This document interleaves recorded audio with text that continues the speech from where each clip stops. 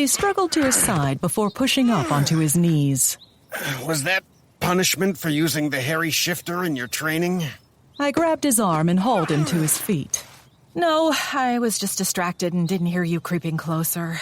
Why use ears? You can feel me. Oh, no, I could have sworn I told you. Sorry. I usually block the links to give us all some privacy.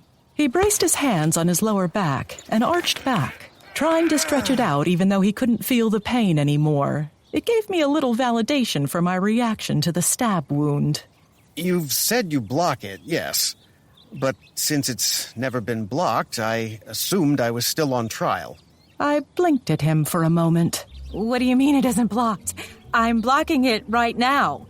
You shouldn't be able to feel my presence or emotions or anything. I can't feel yours. His dark eyebrows drew in. I can still feel your presence and confusion. I blinked at him. He stared at me. I pulled the block away, his confusion and wariness immediately rushing in. Is that any different? Is what any different? Frustration boiled within me and his wariness grew. You feel my emotions all the time? He stiffened, and I could sense his anxiety through the link. Yes? Do you always feel it at the same strength? The feelings through the link never dim or anything? I can't feel emotions when you're asleep, just your location or proximity. When you startle awake, it wakes me. The heat drained from my face. What about after I go to bed, but before I actually go to sleep? Like, late at night? When you pleasure yourself? Yeah, I feel that. I could do nothing but stare in mute horror. Whatever he felt through the link got the words flowing. At first that confused me, since you didn't express interest in betting me. Then I thought maybe you were trying to pleasure me through the link. Only it was just the feeling of pleasure and not actual pleasure, if that makes sense. My expression clearly insinuated that it didn't.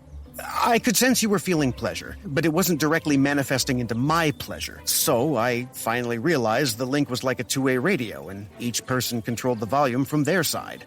This was the most he'd ever talked in my presence. He rarely said a couple of sentences jammed together, let alone a whole paragraph. This wasn't the subject I'd have chosen for him to find his voice. Please tell me you started turning the radio down during those times. Wariness crowded the link now, so heavy that I felt like I was drowning in it. I didn't know I should.